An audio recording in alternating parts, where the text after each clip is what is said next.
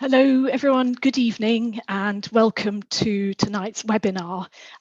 We're delighted this evening to have Douglas or Dougie Scott talking to us about rock art, the sun, the moon and the ancestors. Before we start and before I introduce Dougie properly, I'd just like to give you a little bit of background to this talk. Those of you who join us regularly will know all this already, but those of you who are joining us for the first time, please just bear with me for a few minutes. So this webinar is organised by the Scotland's Rock Art Project, which is a 5-year programme working with communities across the country to record, research and raise awareness of prehistoric rock carvings in Scotland. The project's funded by the Arts and Humanities Research Council, who we're very grateful to, and it's run by Historic Environment Scotland in collaboration with Edinburgh University and Glasgow School of Art. And we're very grateful to Glasgow School of Art for hosting this webinar on their Zoom account. So I'm Tertia, I'm the principal investigator for the Scotland's Rock Art Project, and some of the team are here with me this evening, so I'll just introduce you quickly.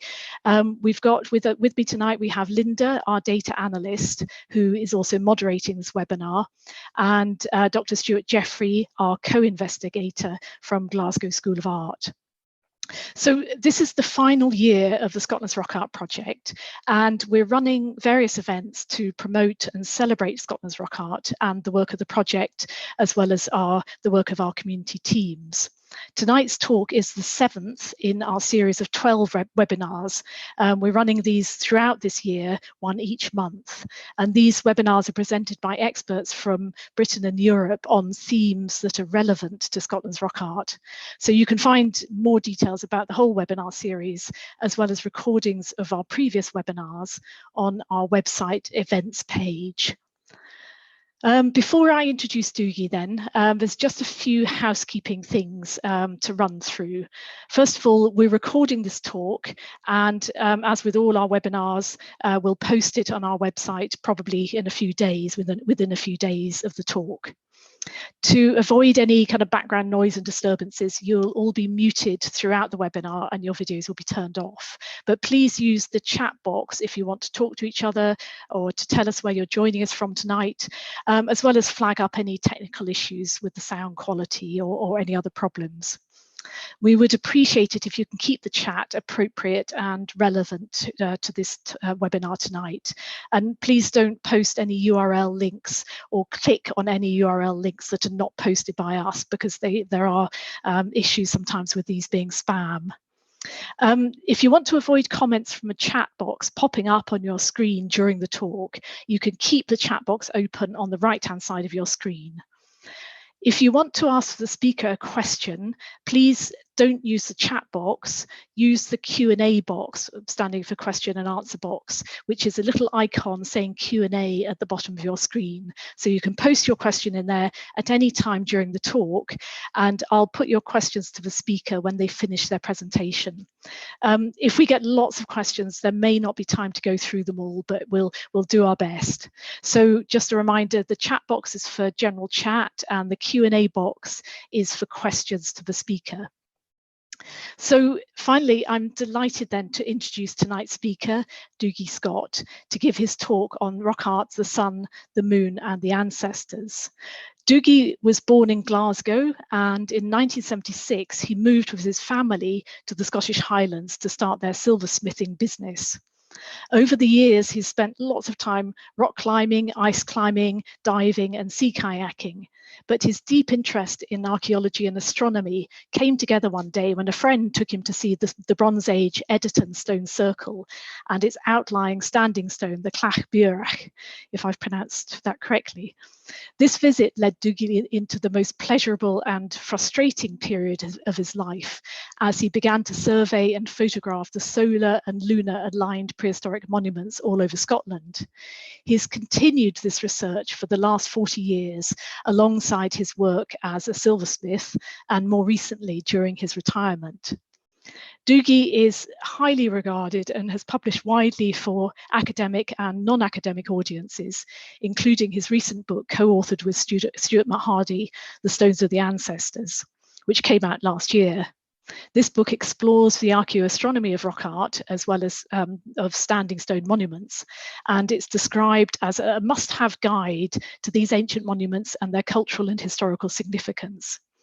He's currently completing a book on the famous Clava Cairns in Inverness, and I'm sure we'll be hearing more about this work in the talk tonight, along with Dougie's studies of many other rock art panels and prehistoric monuments.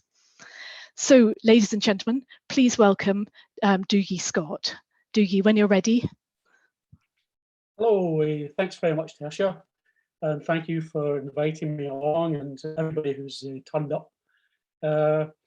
Tonight I'm going to be talking about my research that Tasha's covered, and I'll be keeping the astronomy very simple because the monuments are not particularly aligned with any degree of accuracy.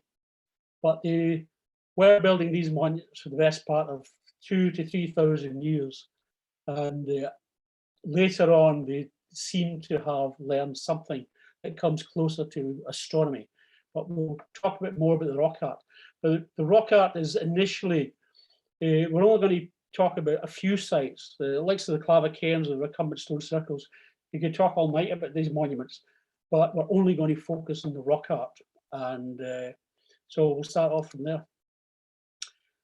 The first site I'm going to visit is the Struy Hill site, which is where I first came across my first piece of wild rock art. I've seen plenty in museums. And then we were going to go to the Edison Stone Circle, and we'll go to the Black Hill, which is down near Eventon. And then we'll go down to the Clava Cairns and across to the recumbent stone circles in the Aberdeenshire area. Then into Perthshire for Croftmorrig Stone Circle. And then we're going to go down, away down to Galloway and look at a couple of sites down here, the Colside Spiral and the Dumtrodden Standing Stones and Rock Art. Then we're going to nip across to the west coast and look at the fantastic sites that exist in the Comartin Glen area. They're absolutely wonderful. Let's see what happens. That's it. Okay. This is the Struy rock art site. I first walked across this thing when coming down from the hill after a summer's evening rock climbing, and something made me stop, and I walked back and I noticed this and I thought, whoa, this is interesting.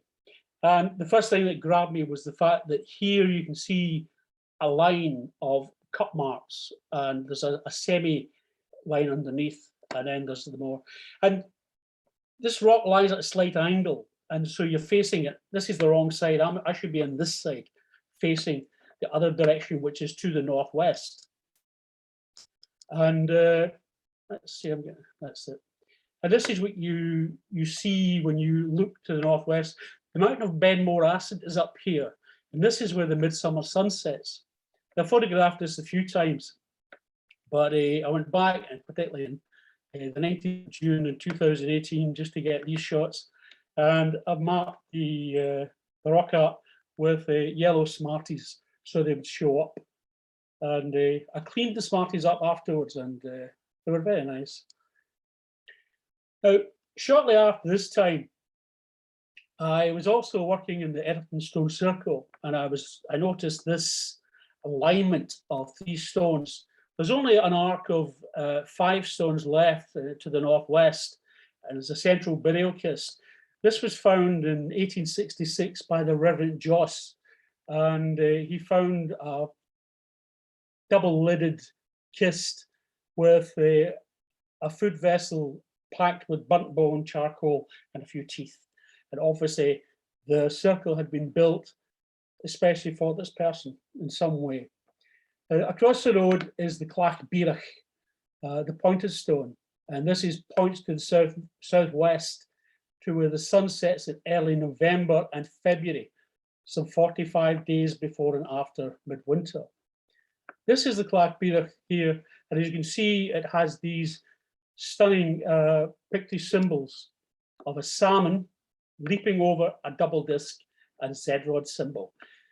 These are pictish. They're dated roughly to about 300 AD to maybe 600 AD. They might well be a wee bit earlier than that, but as you can see, there's the lower one is a as a slight circle and a hole to the top, and the two discs are joined by crescents.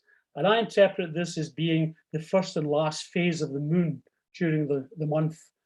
And the symbols are thought to be solar discs. The Z rod is something else. We don't quite know what that is as such. But I found it was interesting that the monument was aligned to the sun at a particular time of year. And this is where the midwinter sunset is approximately up here. And as the sun hits there in early November, it will move along the horizon, reach the midwinter point, and then move back again in early February. And it then moves along the horizon till the summer. The next site I went to was Black Hill in Evanton in Easter Ross. And this is the midsummer sunset. And in 2002, I had to wait a few years to get this. I first surveyed this in the early 1990s. And what you have here, you have a ring, cup and ring here, and you can't quite see it here, but you've got a groove running down the center of the center of the stone. This is a flat. It's on a steep hillside, and you have cup marks that six packs or even 8 packs all the way down the stone, and you have something similar here. And this is a common feature. We find that they're orientating the 6 packs or the lines either horizontally across the rock face or in line towards where the sun or sometimes the moon rises and set. I then moved to the Clava Cairns near Inverness, and we're only going to look at the rock art on 3 of these cairns. And these monuments are just utterly fantastic, and I've spent the past 30 odd years investigating them, surveying and photographing the solar and lunar events. But we're going to focus on the rock art. This is the Clava Cairns in red. This is all the Clava Cairns down the Strathspey, and over here by Bewley, and down by Drummadrocket. But the main group we're looking at is here at Clava. Now this is the Northeast Passage Cairn. The cairns are now roofless. They're open to the sky, but they were originally covered over, and there's cut marks on the north side, and there's cut marks in the passage of this cairn, here and here. This is the cairn. This is me on Photoshop covering it in to show what it would look like. The highest stone is stone 1, and these are numbered in a clockwise direction round to stone 11. But again, we're not actually focusing too much on the stone. The only way into the cairn at that time would be crawling down the passage in your hands and knees, which would probably be quite scary considering it's full of spirits, believed to be full of spirits. And here's the rock art in the northern side of the passage. This highlight, as the midwinter sun starts to come in line with the passage, it highlights the rock art, and there's one here. And it's possible that as people were crawling down here, they put their hands out to touch the rock art, to make contact with the rock art itself. And this is what you get. This is the midwinter sunset on the 21st of December, 1989. And while I was in the cairn, I noticed, whoops.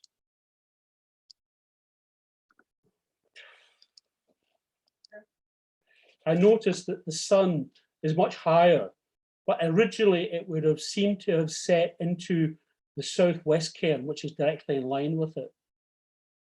And this may be deliberate. This is a northern kerbstone, and from the center of the cairn, it doesn't align with the sun or the moon. But there's number 4 standing stone aligns with the rock art on that stone at midsummer. This is in 2004. Because the sun now sets to the south of its original position at midsummer, the shadow is now projected to the north. And here is the cut mark stone here. Originally, the shadow would have moved across the cut mark stone as the sun set. This is the central ring cairn. And as you can see, it's an egg shape, but it doesn't conform to any of the Professor Tom's ideas of complex geometric Pythagorean egg shapes that he suggested. There's an axis that runs through these two standing stones, and these are aligned. Number 6 is aligned to the sunrise in early May and August, and number 1, that's the tallest standing stone, is aligned to the sunset in early November and in February. Stone has, excuse me, sorry, what's going on here? The cairn has causeways, three or four causeways. Professor Bradley found one here aligning with stone 6, and stone 7 has a causeway, as does stone 9, and each have a standing stone at the end. There's another causeway up here that aligns with stone 3, but all these stones are aligned to the sun, the rising and setting sun. But again, we're going to look at the rock art here at stone 7, and then we'll look at the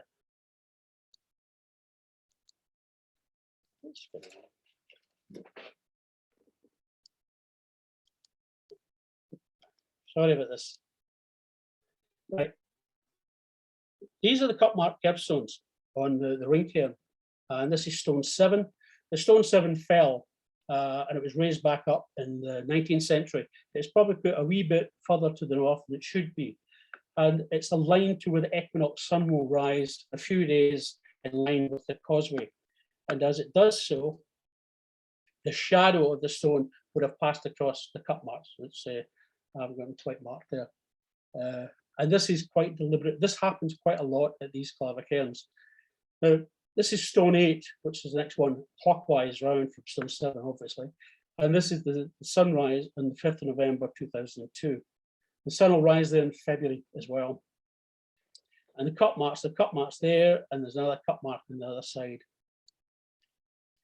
This is what the ring cairn was used for. When Pigott excavated in the 1950s, he found the centre to be packed with burnt bone charcoal, and it suggests that this was used for cremation of the dead. This is obviously not real. The fire is a small campfire that was imposed by Photoshop, but the rest of the cairn was lit by a safe light source.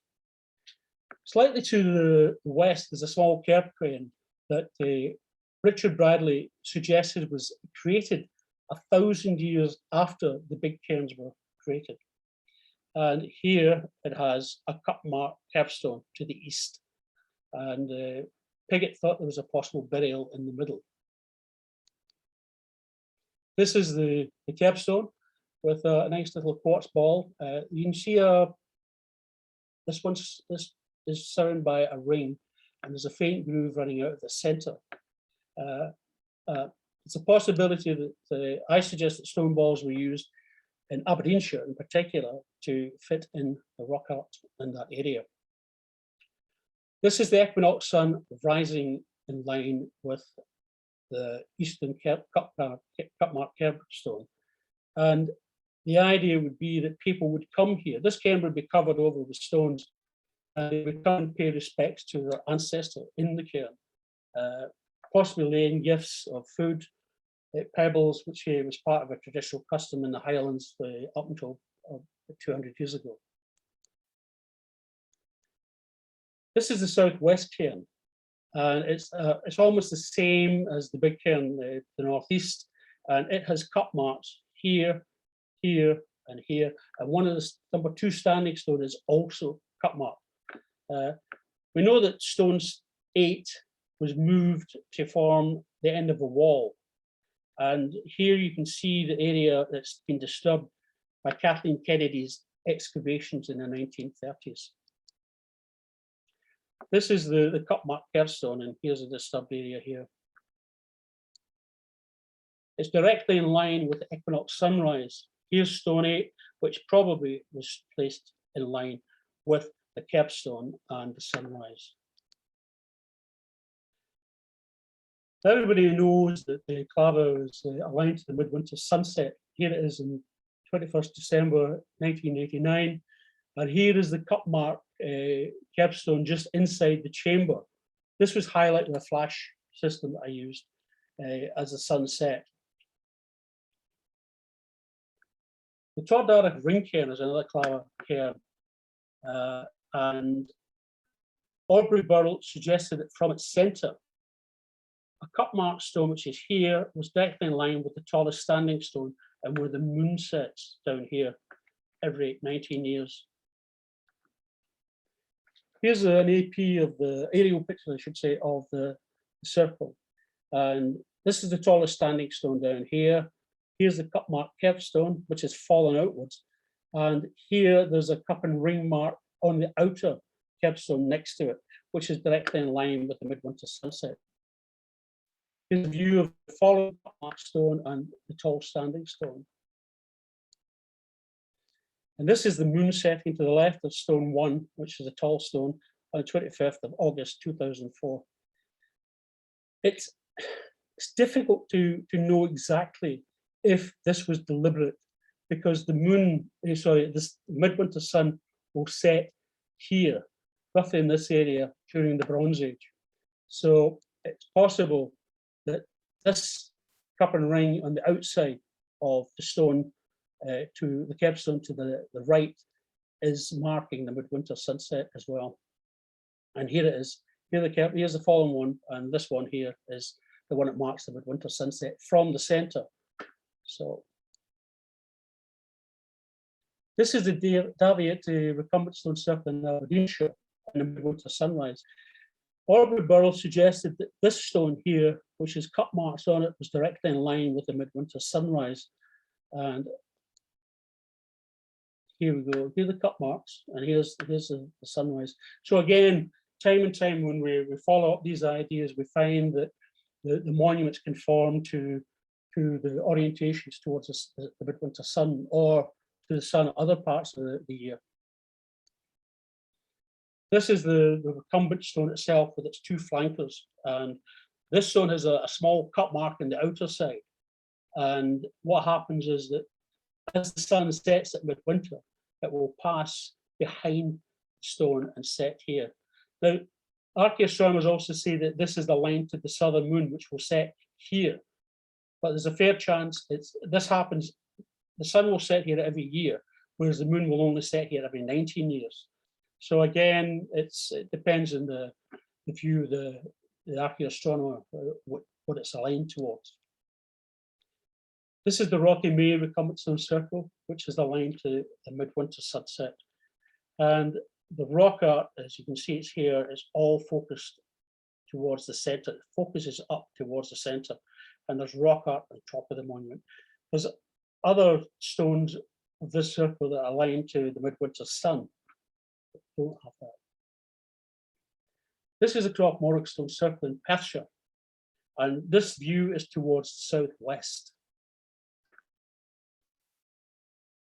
Here's an aerial picture of the site. This is towards the midwinter sunset. The axis of the monument is towards the midwinter sunset and the southern moon set. There's an oval shape of standing stones in here, the fallen stone here, and in the centre, it was excavated by Derek Simpson and Stuart Piggott, and they found a stone with signs of burning or maybe covering a cremation. The other standing stones, some of them are fallen, but some of them are cut marked here, and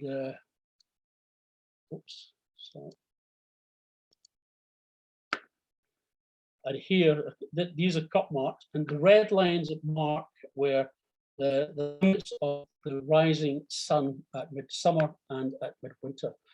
This one's obscured, but I'll show you what that means. There's also found post holes that made them think there was a house here initially, some kind of building. Then that was replaced by stone circle. just here along the edge, I found some cut marks about 30 years ago. And this is the main one that everybody knows. This is the cup and ring here, and there's a few faint cut marks along the edge of the stone. This is the stone I was just describing, and this is the one I said that I found the cut marks on. This is a circle axis, and it points to where the moon sets. It seems to be obscuring, no, it's okay. And here you can also see with the sun arcs across the top of Bienbrech. It sets there roughly in line with the midwinter sunset. The moon is now actually moving in to this position, and I hope to actually photograph this at some point shortly. It's possible to work out where the sun originally set by using stars with the same sky latitude or declination. This is the only technical part I'm going to mention. And anything about -24, a star with a -24 will mark the sun's winter solstice position. So you can take photographs of the stars and plot an arc across the sky, and you can do the same with the moon as well. This is the midwinter sun setting across the long axis of the circle, and obviously 10th of December 2012. Now, all this survey information was sent and shared with Professor Richard Bradley, who actually used a lot of my surveys, including those of the Clava Cairns, to help understand the orientations of the sun and moon at these monuments. This cut mark is the cut mark stone is to the north east, and it marks the midsummer sunrise. Aubrey Burrow suggested that this stone here was cut mark, but I think they're natural. And just to check that the midwinter sun set in line with stone 14, it's set behind the horizon of Schiehallion. And I went down there to check this, and I actually met Professor Bradley, and he surveyed and took some photographs from further up the hill, and I took them from the circle. You can just see at the edge of the mountain here. I'm actually leaning on the central position where the stone is buried. We still don't know what's under that stone because it wasn't allowed in the brief for Professor Bradley to lift it. Now I move down to Galloway. This is the called site Burn Double Spiral. This is just a fantastic site. And here you can see what looks like a cup and ring with a groove coming out of it, and the groove is pointing in that direction towards the midwinter sunset. But this is actually a spiral, and it goes round and it keeps going, and then it goes that way. It then connects with another spiral on here. There's other solar orientations at midwinter from this stone, but again, we're focusing on the main one. This is Dumtrodden. Again, this is the main panel at Dumtrodden 1. And this is a rough indicator of what happens at midwinter, where the sun sets at midsummer, midwinter again, midwinter sunrise, and midsummer sunrise. And as you can see, you have double discs of cup and ring marks here, and you have lines, curving line of cup and ring marks going around here. And along the edge here, there's a whole frieze of double disc cup and ring marks. And you have other ones here, which basically align towards midsummer sunset and the midwinter sunrise. And this is occurring here. This is the main one I was looking at. And the sun would have actually risen slightly further to the right during the Bronze Age or the Neolithic period. And this area across here is Dumtrodden 2, and there's rock art in here that the sun would actually rise in line with around about midwinter. This is the main piece of rock art in the Dumtrodden 2 site, and you can see There's a large cupping ring mark with the groove running from the centre, and it's directly in line with the midwinter sunrise. The drum-trodden standing stones are just a short distance away, and these are aligned northeast towards the midsummer sunrise, and the one that was leaning has cup marks on the inner side. And this is in the opposite direction, which is aligned to the midwinter sunset. But unfortunately, the leaning stone fell about 2004-5, and the cup marks are now hidden. So on the underside of the stone, so we can't photograph the midsummer sunrise from this site. And there's a third stone lying here. There's a possibility that because there's 3 stones, that these are burial monuments. These stones are marking burials. But we hope to get these investigated at some point, but we'll have to wait and see. Moving to Argyll, this is the Carmichael Glacier rock art site. This is the middle of the village. And you can see that most of the rock art here is all pointing in that direction. Horizontally, that's to the northwest. Horizontally, the stones point southwest and northeast. They align with where the moon rises and where the midwinter sun sets. But in that direction, they align with the midsummer sunrise. There's a bulge of rock here in this area, and on this side, there is no rock art. It's only where the light will hit the rock that is cut marked. This is the Torvlaren standing stones and the outcrops. And these were investigated by Andy Jones a number of years ago. And I've been surveying them for a long period of time. This is the Torvlaren one, this is the southern one. And you can walk up this piece of sloping bedrock. And this rock art here it's just covered in rock art. Some of the stones have been quarried away here, apparently, but this is the view to the northwest. All the rock art on this section points towards the standing stone. And this is roughly where the midsummer sun rises. It's general, but here is the actual midsummer sun rising on the 10th of June 2002. The sun would have originally risen in this direction 4,000 years ago. And it's possible that the rock art here is representing the sun. It forms a grid and it represents the sun moving along the horizon towards the summer solstice. And here at Torvlaren North, this is directly in line with where the moon rises every 19 years. This is looking towards where the midwinter sun sets. This is the rock art on the Torvlaren south. Now, this looks like the midwinter sun, but it's actually the afterglow of the sun after it's set, and it's just the light leaking from the clouds, and the sun had actually set about 2 minutes just as it got there.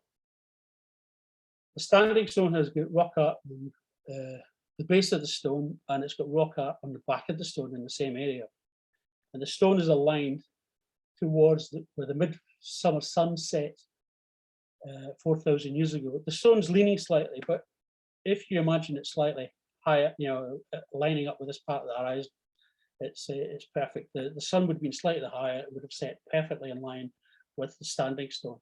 There's rock art here, we won't discuss that, and there's obviously rock art in this area. Here are the very faint cup and ring systems here. There's nothing carved here, and there's nothing carved in this section. And here is the midsummer sun. The midsummer sun would have set further over, directly in line. When it was higher, it would have set directly in line with this panel. The Cairnbarn cup and ring marks, everybody knows these. They're just fantastic, a beautiful sight.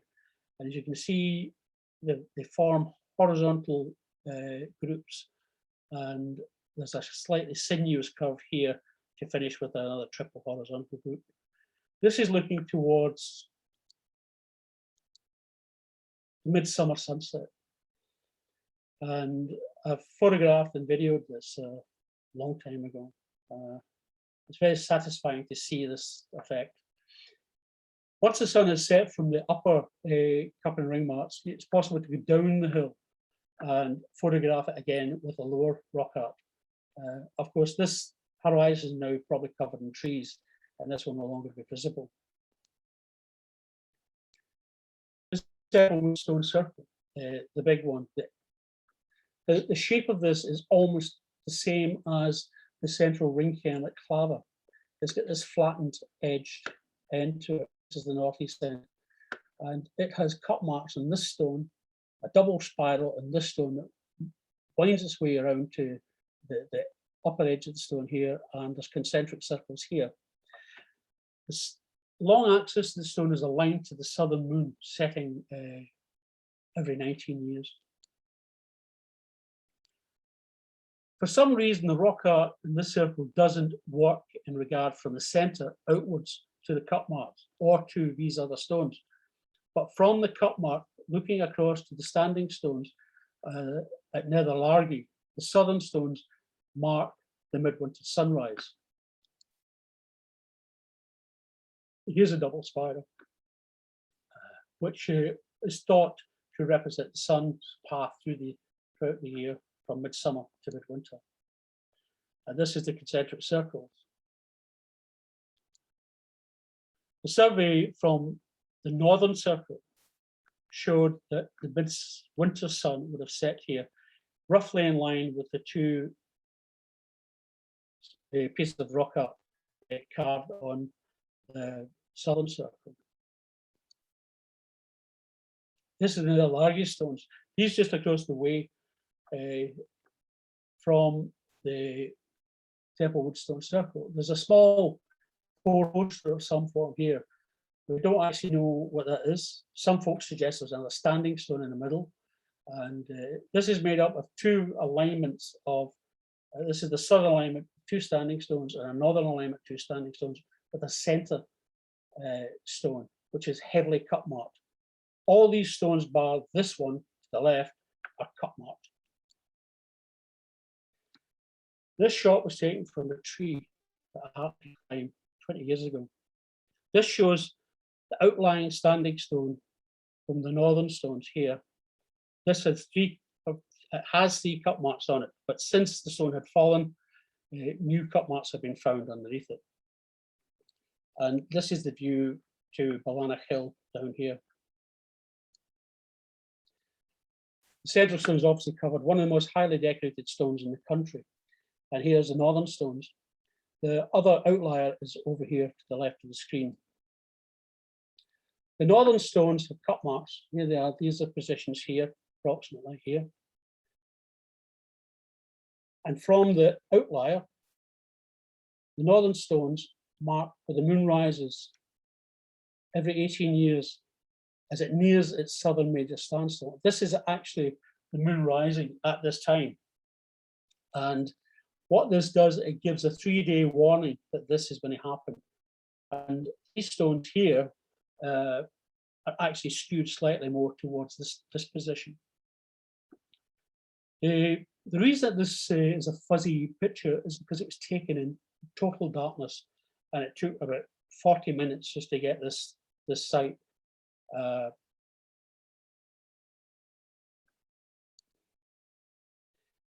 I'm moving to the two northern stones. This is where the moon rises. And that's it. This is the first time it's been seen in 4,000 years.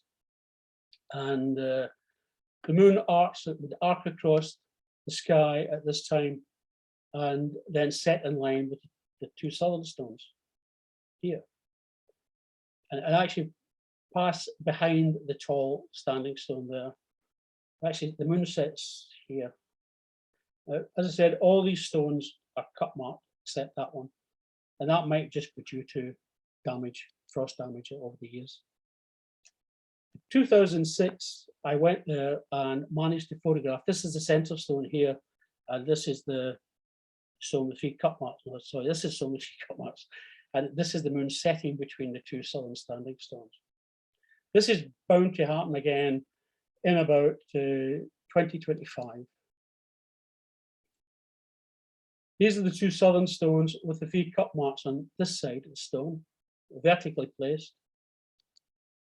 And it's directly in line with where the midwinter sun rose 4,000 years ago. The stones are leaning slightly, and the sun would have actually risen here 4,000 years ago. So it's these photographs show that the monuments and the cut marks are connected to the sun. This is the Achnabrek rock art site and the rock art sheet. This is the southern section. And you can see the symbols here. Very difficult to photograph because of the shadows cast by the fens, so the vegetation round about. There's rock art up here, and there's more in this area. The main concentration is along here, all the way down. And at the very bottom, there's 3, maybe 4 big, large cup basins that are horizontally connected to each other. You can see them slightly better here. What happens is that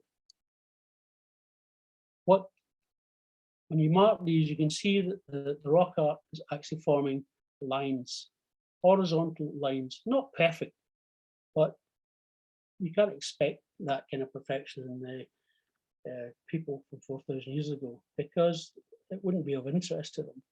Again, but these ring systems are only symbolic. They don't represent the real rings. They're just to show where the ring systems are. But from the bottom up that direction, it's probably aligned to the rising moon. And the same with these symbols here. But as the moon doesn't come into position for a while, we won't be able to photograph this. This is the upper northeast area of Achnabrek, and there's rock art all over this place. These were taken in winter, and roughly about 20 years ago. And what you find is the grooves are aligned towards the midwinter sunrise. Here you have a double spiral system, and there's a third one off here. And these generally align with the midwinter sunset and midsummer sunrise and the midwinter sunrise. This area 20 years ago was cleared of trees, and that's why we have these photographs. This is the midwinter sunset, and here's the famous spiral, the C-shaped spiral. And as you can see, the rock is runs down at a slight angle. You can see here where the grooves run out, the cut marks run down the hill, especially this one. So an interest in midwinter and in the opposite direction to where the midsummer sun sets. This is the big spirals slightly further down. These are quite difficult to photograph with the lack of light. It was cut off by the trees and the grass, etc. But I filled the grooves with tea. It helped to show them up so I could take photographs. The tea was very carefully cleared afterwards. This is Ballymena Stone Rose, further down the Carmarthen Glen, and all these 3 of these stones are cut marked. There's 2 stones in the background. They align with the rising moon every 19 years. And here's the big one here that's covered in the rock art. And there's some rock art up the side of this one. This is the 3rd stone of that group, the 3rd, the smallest one. And the rock art here is like that. Now, there's a possibility that with the 4th standing stone in the line, this rock art is associated with the moon every 19 years, the northern moon as it sets in line with these stones. But this is the 4 eastern stones again that are generally aligned to the midwinter sunrise.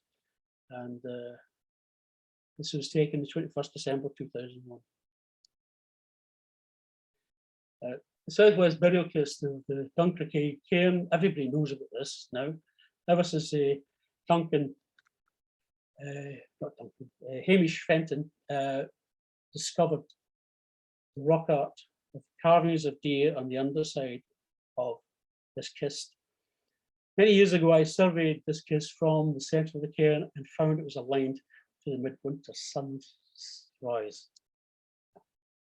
This is a copy of the capstone made by the ScRAP team, and it shows the carvings of the deer, and it shows you that some of them are surrounded by cut marks.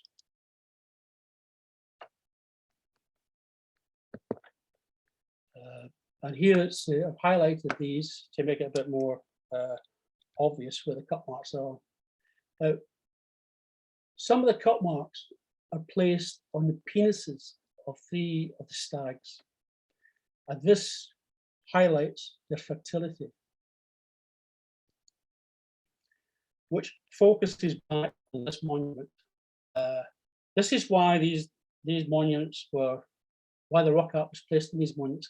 They were placed there as symbols of life, and this was hopefully to stimulate the rebirth of the ancestors.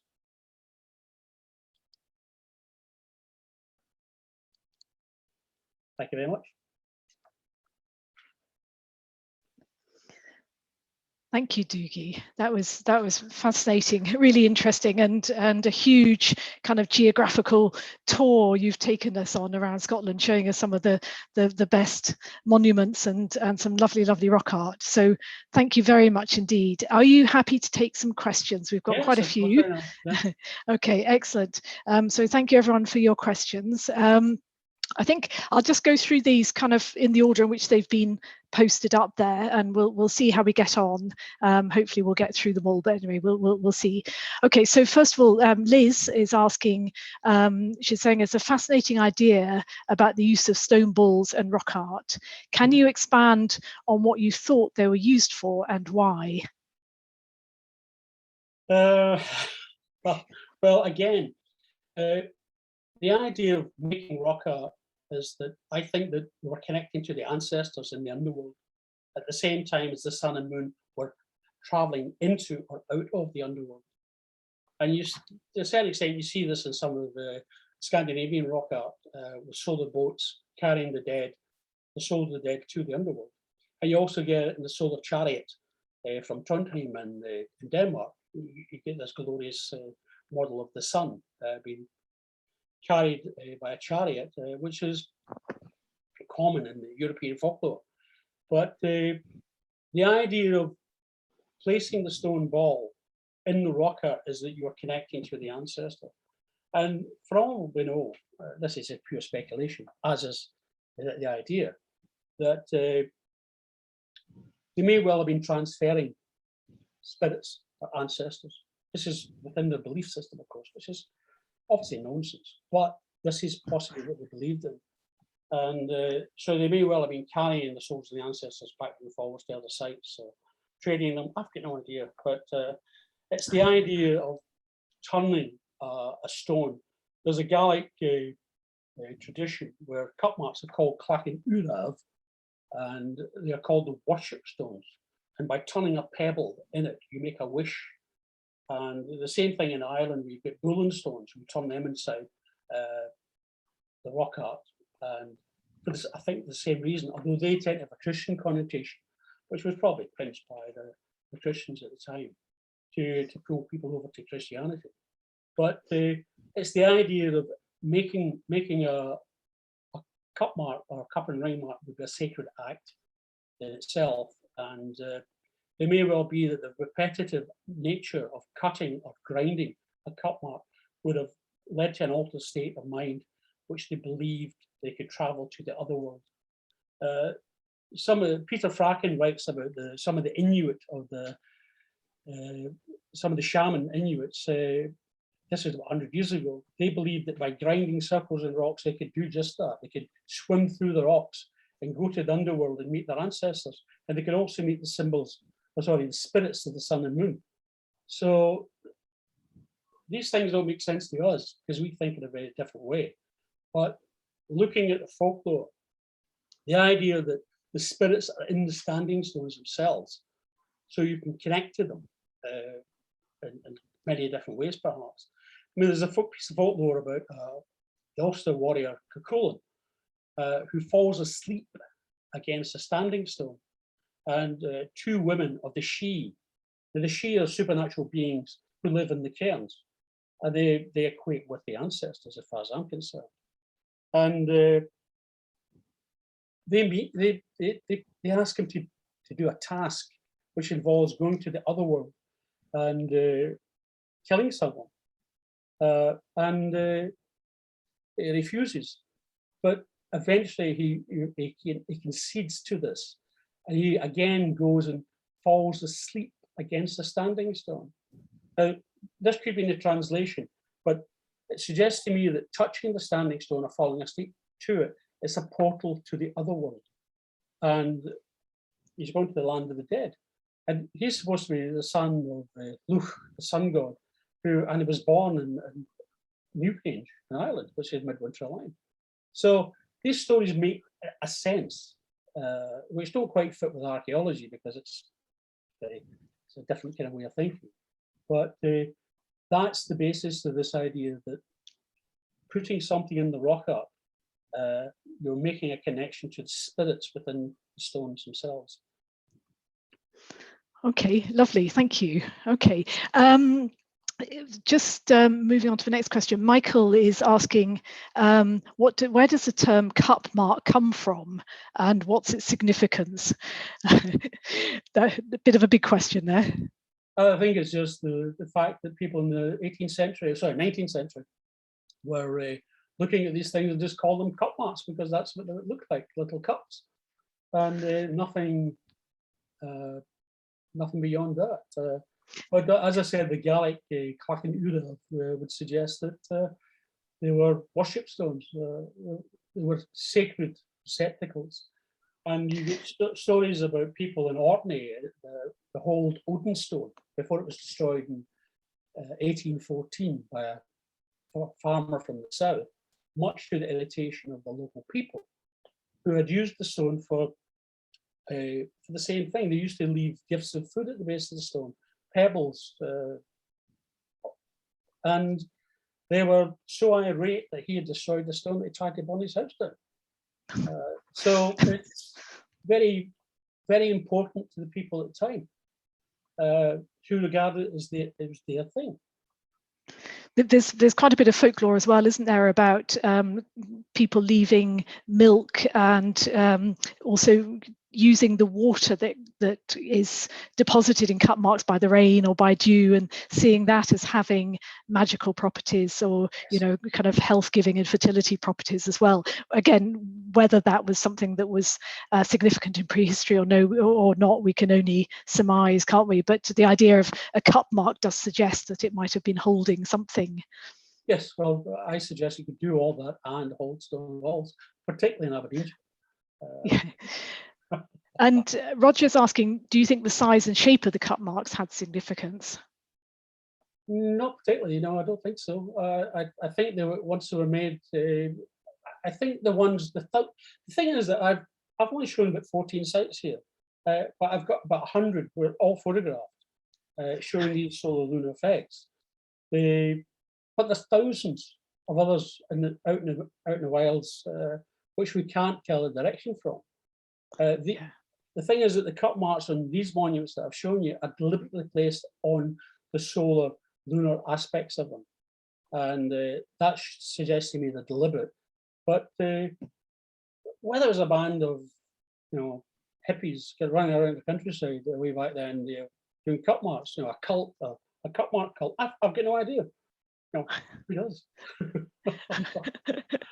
Okay, Roger's also asking, if it's the same Roger, I don't know, but also asking, how much does the incidence angle of astronomical bodies vary by year? On the horizon, as the sun sets at midsummer and midwinter, I call it the footprint, where the sun, the lower edge of the sun touches the horizon to where it disappears. I call that the footprint. That can be quite long depending on the shape of the horizon. But it's not significant as such. It's only about a solar diameter, half a degree. So it's not that, they're not that much out. We can still photograph these things and know that it's slightly to the left or to the right at midwinter, midsummer. But it's not important because the monuments aren't that accurately aligned towards these events. They're only generally aligned towards them. They understood that the turning points of the year existed, and they may well have marked, say, the sun setting in line with the standing stone, but there was still a week to go to solstice. Then when the sun turned and came back, they would know when the solstice occurred. So there's all sorts of arguments, but it's unlikely. Most of these monuments were burial monuments, and some of the stone rows were also used in that way. So we've been using astronomy as an argument for the last 250 years, ever since William Stukely first saw the midsummer sunrise at Stonehenge. But I think it's more to do with ritual rather than astronomy. Although we still use astronomical survey techniques and understanding to do that. So it's important that we have to be careful we don't read too much into our surveys. Other archaeoastronomers have done that in the past, and we have to. So that leads very nicely into the next question from Sean, which says, "We have to blend the archaeology with the astronomy." Yeah, absolutely. Well, Sean is asking that you said early on in your talk that it's hard to say if some of these astronomical alignments are deliberate or not. And so he's asking, what is your opinion on this, given how much you've researched? Do you think that there's too much of a tendency to impose alignments on such monuments when in fact they could just be coincidence? It's unlikely. I've carried this thought with me over the last 40 years, looking at these monuments. And most of the monuments I've surveyed, there's no doubt about it. It's deliberate, but it's not for astronomy, as I said. You know, we have to understand what the archaeology is, because there could be burials next to these things, and we do find these things next to standing stones, etc. It's the same as rock art sites. But yeah. So there's no chance of chance. I don't think so. They're just not that accurate. That's all. Okay, this is sorry, a question for me slightly on one side, but some of the monuments we don't know necessarily the dates for a lot of standing stones and stone circles, although, as you say, quite a few of them are associated with burials. But given that many of the monuments have long lifespans, sometimes the burials are inserted possibly at a later date after the monument's been constructed. Do you see the burials as an integral part of the alignment? Does it make a difference if the burials have been put in later? Well, a later burial would suggest that the stone or monument, we'll call it, was sacred in some ways to those people, that they wanted to be buried close to it. It's difficult to prove if the burial was placed, unless it's found underneath the standing stone, that it was deliberately marking the burial. So we have to keep an open mind to what the monument is aligned to, and also the archaeology, the burial aspect. And it's up to archaeology, in a sense, to prove the dates. But that's difficult. But it strikes me as the monuments are sacred, and it's the alignment to the sun or the moon. It tends to be more to the sun. Is some kind of, the sun is imbued with, as they believed, power. It's as simple as that. It's the source of life, and being buried next to a standing stone may well have been, as I said, you know, the idea of stimulating the rebirth of the ancestors, or it may well have been empowering them, because if the ancestors are the Gaelic She or the Tuatha Dé Danann of Irish mythology, they are associated with harvests and fertility. They're also associated with fertility goddesses, and part of the reason in Sweden in particular, this is European widespread, that the whole idea of placating the She or the spirits, the ancestors, with gifts of food is to keep them happy. So they'll look kindly on your crops, because you need your crops. In some ways, the ancestors could be equated with the medieval saints, I think. I suggest this. That, so we understand how they were regarded as holy and sacred. And these times when the sun and moon set and rise in line with these monuments could have been regarded as sacred times. They keep talking about, establishing a calendar. I think they had a calendar since the Mesolithic. And it's got nothing to do with the one field site, which is just nonsense. But they understood the movements of the sun and moon long before most people in Europe did. Okay, thank you. You've talked to us a lot about sunrises and sunsets and moon rises and sets. Kevin's asking, have you found any orientations to the equinox or cardinal directions? Yes, there are not many. Lots of the Clava Cairns, there's a whole section of them are aligned to the 8 divisions of the year, and some of those divisions are close to where the equinox sun rises. But again, they're not accurate. They're not trying to define the actual time of the equinox. It's roughly halfway between midwinter and midsummer. Now, why they were choosing that time, I've got no idea. But you also get it in some of the Clava Cairns, as I showed earlier.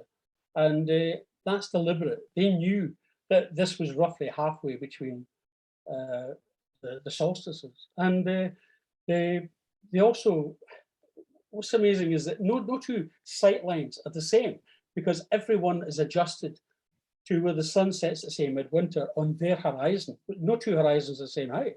So everyone is slightly different. So it shows you that it's deliberate. It shows you it was done with intent. What that intent was is, again, speculation. I suggest it's more to do with empowering the ancestors, because they were, in later medieval period, the Book of Armagh, the monks who wrote that comment on the She, they call them the Deitarani, the earth gods. And it's to, again, this points to the idea that the She, or the two-dead animal, were linked to the fertility of the earth itself. Okay, and Melody's asking, what changed between each midsummer sunrise since now? I'm not quite sure exactly what she's asking there, but perhaps how has the sunrise moved? Well, it's just, as I said, a short distance along the horizon. It's half a degree, say. It's only half a degree of a difference. It's nothing in the scheme of things. It means that we can. I've photographed over 250 of these events. Now, eventually, they will become part of the archive, hopefully, and they are evidence of the orientation of these monuments, and people can pick them apart as much as they want. Not only that, is that they can go and check it. They can go and check the monuments at the times I've given and saying, right, Scott said 21st December, the sun rises or sets in line with this monument. They can go and check that for themselves. And I'm sure eventually we'll have virtual senses that we can see this almost in real time. We can actually make the sun and moon rise and set from a monument anywhere. And we've already got that to a certain extent. But not the idea I'm trying to push is not to be too fixed on the astronomy. I still say it is more ritual for the ancestors. Yeah, just out of interest, how often do you go out to photograph sunrise or sunset and don't see the sun or moon? Well, only go out to full moon. No, it's my surveys over the last 40 years were actually finished about 20 years ago. And in between then, I've been taking photographs. I watched the weather. I'm getting too old for it now. I was trying to climb a deer fence that last week. I just thought, I'm getting too old for this. And but I go round about midsummer, and you can go for about a week on either side of the solstices to get these photographs, because you only have to show the fact that the sun sets in that area, in that direction. It's not accurate. Again, I keep saying this, and I go out as often as I can. So, I mean, this year I only got 6 shots of the midsummer sun, and midwinter is harder, and the further you go, it makes it harder again, especially for midsummer sunrises, because they are killers. You get up at, well, yeah, you don't go to bed at all. You just stay up and drive, and you get there. You hopefully get there in time, because sometimes I got there and I was halfway across the field and the sun come up, and I just couldn't run any faster. And so I had to come back next day. But it kills you for a week. I'm getting too old for it now. But it's the fun. It's the fun of seeing this actually happen. It's common. It's not restricted to Stonehenge or Newgrange or whatever. It's all over the place. And Okay. I'm putting books together. Hopefully they'll get published in the future. A rock art book, and one of the Clava Cairns is nearly done. Just got to get a publisher. But so. Well, we'll look forward to that when it comes out. Okay, Gordon's asking, going back to rock art then, what was the purpose? What were the purposes of what was the purpose of the ring marks around the cup? And is there a significance regarding the variance in the number of rings? Think of rainbows. Think of the colours in the rainbow. Sometimes when you look at the sun or the moon, you see they're surrounded by frost rings. Sometimes you can see them surrounded with multicolored rings, green, reds, blues, etc. I think that is what the ring systems are representing. Remember that we try to record these things, and very, very rarely do we actually look at the thing and think, well, what are these people doing? They were obviously out fulfilling something serious for them, and the actual colours may well have had some kind of connection to the ancestors or the power of the sun and the moon. I've got no idea. I mean, we can speculate to the cows some more with this one, but it's a fairly common aspect that we see the sun surrounded with rings, and sometimes there's diagrams of figures with rays coming out of the head, and you can get that in early morning with your shadow. You can get that with the dew, and the sun's behind you, and I think that's all linked. And so the thing is that they would have had all sorts of daft beliefs that they couldn't go to Tesco's unless they did this ritual, or they couldn't go to the pub, etc., etc. Everything was probably governed by ritual, and the ancestors, pleasing the ancestors, because they were the guys, the people who ruled life, and that's probably why that the idea of the she, or which actually later on transfers in the Victorian period as fairies. And in the continent, in Italy and in France, they're called the fee or the she. And there's all sorts of different connotations of this she term. And basically it's fairies. But it's not Peter Pan and Wendy. It's these are the fertility gods, and they were very dangerous if you annoyed them. And the whole idea of guising at Halloween on November the 5th at Samhain is representing the people, the kids that go out guising, which I did myself in Glasgow a long time ago. They're supposed to represent the ancestors coming back to the houses where they lived, and they're seeking warmth, nurture, etc., etc. And but the Irish have this trick or treat thing, and whereas if you don't get any peanuts, your hell breaks out. The kids, wreck the place, etc. But we didn't do that in Scotland. Okay, thank you. Rick is asking, do any of the cups hold dowels or posts that throw shadows onto the rest of the rock art? Are there any engraved lines or series of holes, by which I think he means cups, that follow shadows throughout the day or night? No, the cup marks are usually too shallow, first of all, to hold a stick, for example. But you could put a stick in. But the thing is that with the rows of cup marks, that is an indicator itself of the direction, and it depends on the topography of the landscape round about you, how you read the rock art. I mean, I've been looking at some of your rock art teams, and I've been looking at the rock art that they've been finding, and I could say, I can read this. I think you look that direction. And we can check that quite easily in Google Earth, for example, and other astronomical programs. We can actually watch the sunset from that position. It'll get better. That's what I was saying earlier. But there's no evidence of sticks as such. Of course, it wouldn't survive, but there's no evidence that they were using that kind of thing, because the cut marks themselves couldn't hold them. Yeah. And equally, the idea of lining up the monuments with the sun and the moon, they didn't need mathematics like we do, because we don't know what they're oriented to when we go there. What they would have done is, like, we're burying Grandad Monday, and it's near the summer solstice. We need to go and find out where the sun sets.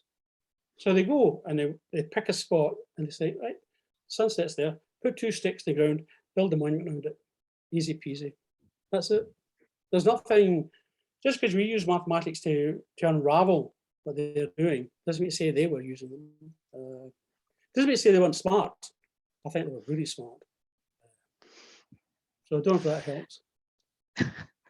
Okay, Robin is asking, he's saying it may just be coincidence, but it seems to me that the 2 large cut marks that are conjoined may represent the union of the sun and the moon during a solar eclipse. Have you seen any Scottish rock art that obviously represents solar eclipses? I thought the Egerton, the little circle at the bottom of the Egerton stone, the bottom of the double disc, could represent a partial eclipse. But there's plenty of rock art that's joined with grooves, and some are with short rocks, which are very similar to the symbol of opposition that we use in the astronomical symbol. It represents the sun, or the sun and the moon opposite each other at different times. But I've never come across anything that stated this is a solar or a lunar eclipse. It's just I've never come across it as such. But there is indications that some of the prehistoric monuments, in particular in Angus, I can't remember what it's called now, it's got cut marks, and it's also got big symbols, huge big double disc, and it possibly has been reused. There's cut marks on the other side of the stone too, and it's been reused. It's been in use, I should say, for 3,000-4,000 years. So, but eclipses, no, I don't know. It's never come up as such. Yeah, I think Ludovic Mann suggested that some rock art was predicting solar eclipses, wasn't he? I think there's one stone in Glasgow, the Cleuch stone, which he says was predicting a solar eclipse on a it's like 29th of August, 3:30 p.m. and 2038 BC or something, a very, very specific time and date. But that was to do with detailed sort of astronomical and mathematical equations that he used, wasn't it? I think it's difficult to prove that. The Neolithic stones, which I didn't show in their full potential, could have been used for predicting eclipses. That's the difference between, in the late Bronze Age, all of a sudden, the Neolithic stones seem to do something different. We don't have any signs of burials close to them, although the little circle could have been used for that. But we don't know, because we don't know the archaeology. But there's not much between the surface and the glacial till. It's only about 1.5 feet, if it is that. So there's not much room for burial. Although they could have been cremating the dead and scattering the bones around the standing stones. We don't know.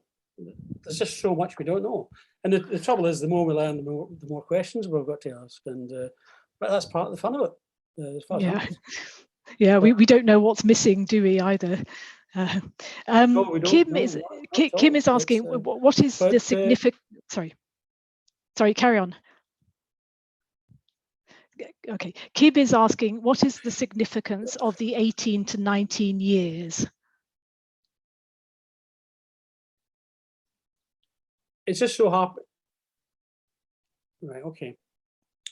The Earth goes around the sun in a plane. It's called the ecliptic, but it's angled to the ecliptic, say roughly 23.5 degrees. 4,000 years ago, it was slightly more, 24 degrees.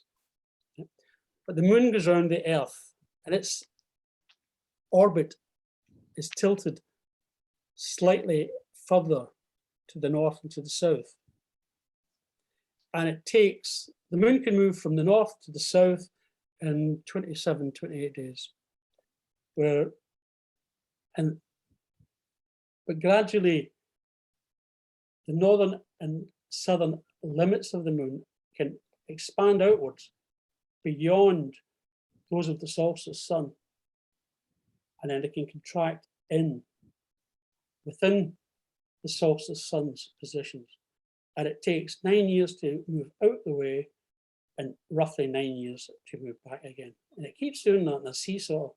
And it's been doing it for whatever, ever since we've had the moon in that position. And that keeps moving backwards and forwards. And it's the interplay between the sun and the moon at these times we sometimes find in the monuments. Well, it's difficult to have conversation about this kind of stuff because most of the astronomy is way over people's heads. If I start, I and another archaeoastronomer can say -24, and they know exactly what I'm talking about. But talk to a general archaeologist or layperson, don't have a clue, and they can't conceptualize. That's why I went for the photographs. We should be able to, with the latest graphics, be able to recreate that in a two-dimensional format where you perceive 3 dimensions, and we should be able to show that. But it's beyond my skill. I can't do it. It's all in here. I've got all that stuff in my head, but it's easier just to say this monument is aligned to midwinter, midsummer. That's all you need to know. It might not be sufficient for the person. If somebody wants to learn more, they'll have to study their astronomy.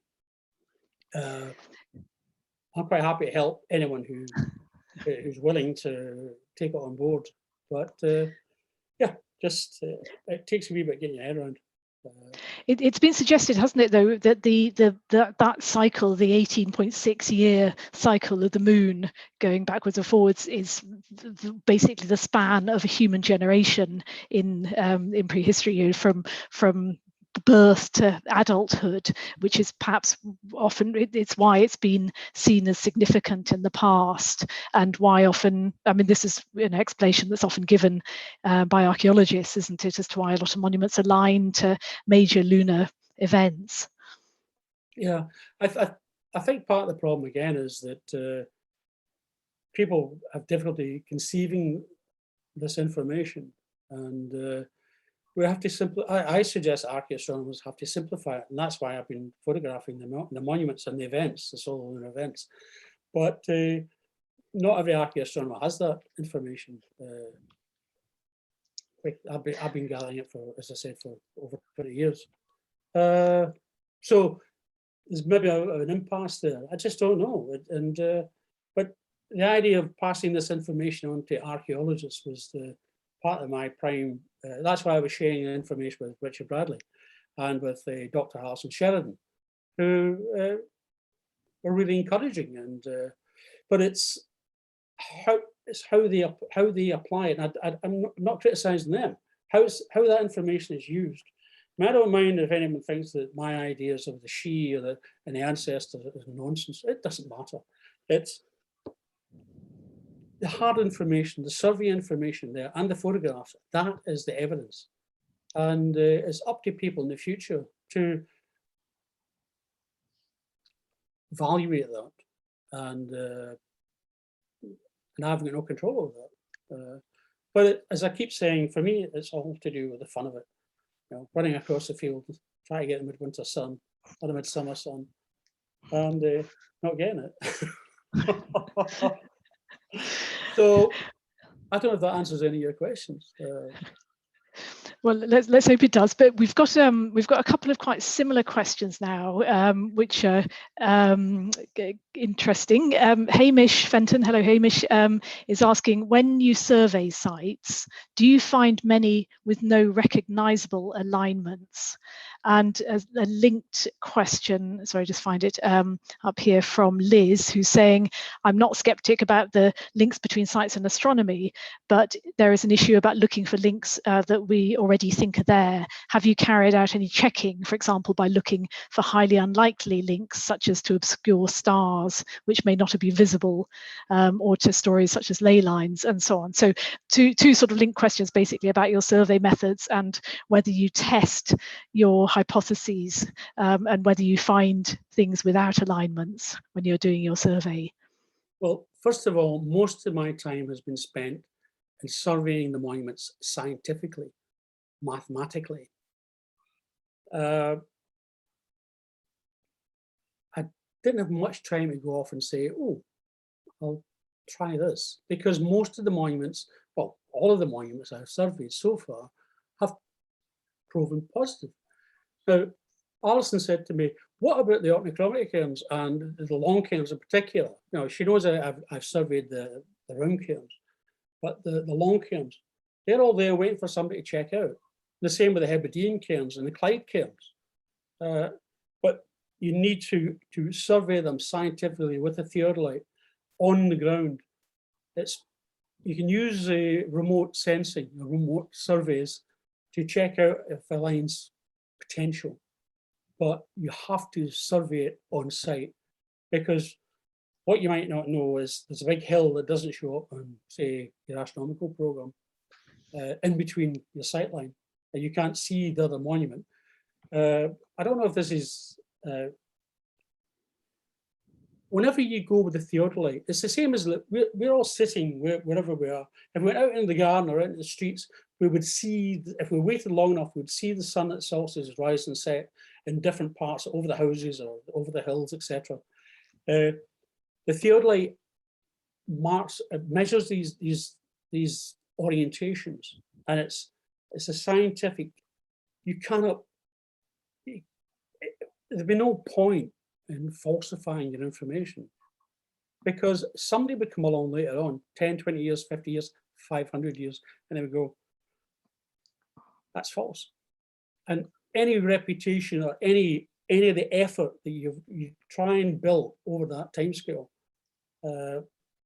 is gone. And the thing is that, as I say, I do this for fun, but at the same time, I'm also driven by the idea of finding new knowledge, new information, new ways to see the past. Now, while I say in regard to the belief system, I think I have no beliefs whatsoever like that. And I also have the same contempt for things like ley lines, which are just another daft modern belief. And, you know, there's no basis to them. You cannot. I've met plenty of people say, "Oh, I can feel ley lines." Show me, prove it to me. They can't.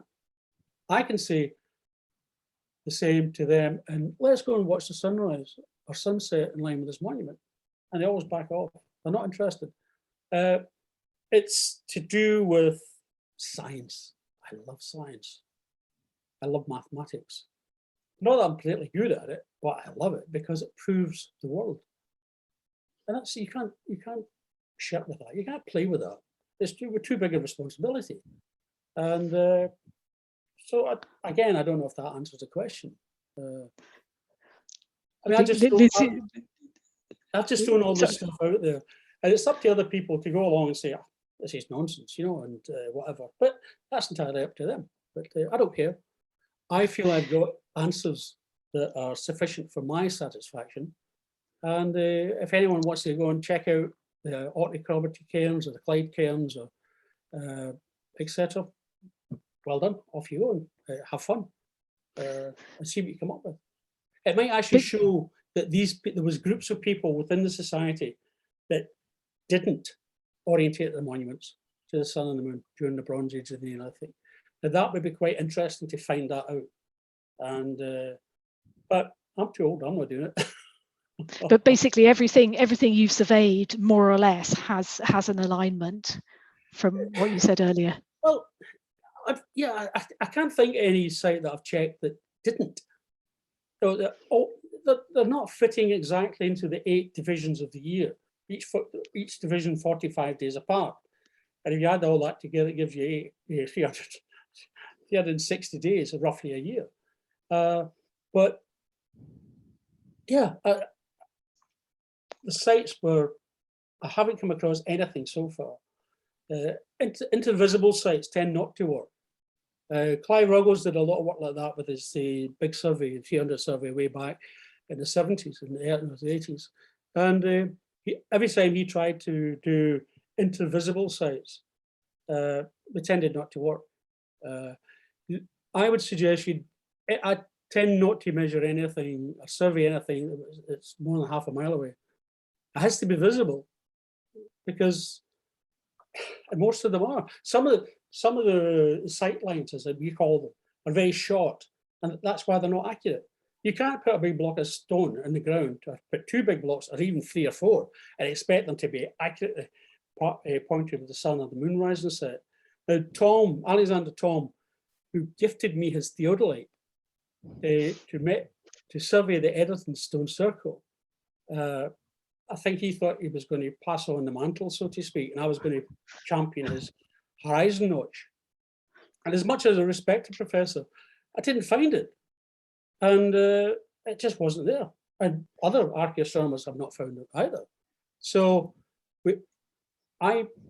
from that point onwards, I said to myself, I'm going to allow the monuments to teach me what they're doing, not me imposing my ideas on monuments. And I still do that. Just brought my ideas about fairies, that's all. But that's serious. To me, it might sound daft, and it might sound wistful and what have you, but to me, the linkage between the ideas of spirit ancestors and the She in their burial mounds, in Ireland in particular, it's a joining line. It's just that the people in the past expressed it. We express things in a very scientific way, especially through archaeology, especially through astronomy. And I think we should try and step back. I mean, most people, most people are living probably the same lifestyle 200 or 300 years ago as they were living 3,000 years ago, with steel and metal, etc., and maybe other things. But it's only in the last 200 years since the Industrial Revolution, all that started to fall away. People came off the land into the cities, and these stories were forgotten. And I suggest that it's in the mindset of the pre-industrial people that we should find these stories and the answers to what was going on in the mindset 4,000 or 5,000 years ago. And it wasn't astronomy. Okay, Dougie, brilliant. We've got time just for one more question, yeah. I think, if that's all right. Karen's saying that there are cut marks and spirals, of course, on Long Meg, on the standing stone at Long Meg in Cumbria. Do you think that's all part of the same culture? Oh, undoubtedly. Undoubtedly. I mean, the person posing the question probably knows that Long Meg from the centre, which is a bit odd because the circle is huge. I've never been. But Aubrey Ball told me that it's got a spiral on it as well. It has. Midwinter Sunset, I think it was. And there's others at the Long Stanton, further to the west in Cumbria. One of those is cut marked, and they're marking the moonset or moonrise. I'm not quite sure. Again, it's hard to keep it all in my head because I haven't visited these sites. These are remotely assessed. But the thing is that what you're doing, I would suggest it'd be great if we could do the same thing with orientation standing stones and monuments and get people all over the country to go out with their cameras and photograph. I mean, there's one called the Robin Hood Stride. There's a stone circle just to the north of it. There's this tor. It's got 2 chimney-like things, and the thing is covered in rock art. And I did a remote survey on it, but I later found out another archaeoastronomer had also found out that this northern moon, the southern moon sets, the midsummer moon sets between the 2 chimneys. Now, somebody should see that because we'll maybe only get one chance to do it in this 20 years. I mean, this 18.61 years, I just call it because the moon tends to be at the extreme positions, the north-south positions for about a year. So it's 19 to 20 years before it starts to contract again. If that makes any sense. So I just call it 19 to 20 years because they're not accurate. They're not trying to define the exact movement of the sun or the moon to that high degree. So, but I like your idea of a new project to go out and record all the standing stones and their alignments. That's my next my next task then, is to develop a project along those lines, and we'll get everybody involved. And by the way, I should also say, I think Hamish should be applauded for finding those deer. They should Definitely be praised to the rooftops. But if anybody has any other questions, they can get in touch with me through Facebook if they want to, and ask any other questions. But they won't get any shift from me. They won't get any reaction if they talk about the lines. So Liz is saying she doesn't believe in ley lines. It was just a kind of posing the question. Yes, I understand. I can understand that. I appreciate that. Yeah. No, so if people want to contact you via Facebook, do they just do a search for you on Facebook and your name will come up? Okay. Yeah. Okay, lovely. Brilliant. Well, thank you so much, Dougie. That was a fascinating talk, and you've kind of dealt with a lot of questions there as well. I'm sorry that we weren't able to get through all of them, but we did cover a lot of ground there. So thank you very much for your sharing your vast knowledge and experience with us all. I think there's lots of good comments coming up in the chat box. I think people have really enjoyed this talk. So thank you again so much. And just to say to everybody, our next webinar is due to be held on the 23rd of August. We're still waiting for confirmation from the speaker about whether it's possible to go ahead with that talk or not. And we'll keep you updated about that on our website and on our Facebook page. If for whatever reason we can't go ahead with that talk, our following talk is on the 27th of September, when the wonderful Louise Felding from Denmark is going to talk about Danish rock art in the Bronze Age. So we hope that you'll be able to join us for that one, if not for our next talk. So once again, thank you everybody for listening. Thank you for joining us. Thank you for your questions and your chat. And thank you again so much to Dougie for a fascinating talk. And we look forward to seeing you all again next time. Goodbye.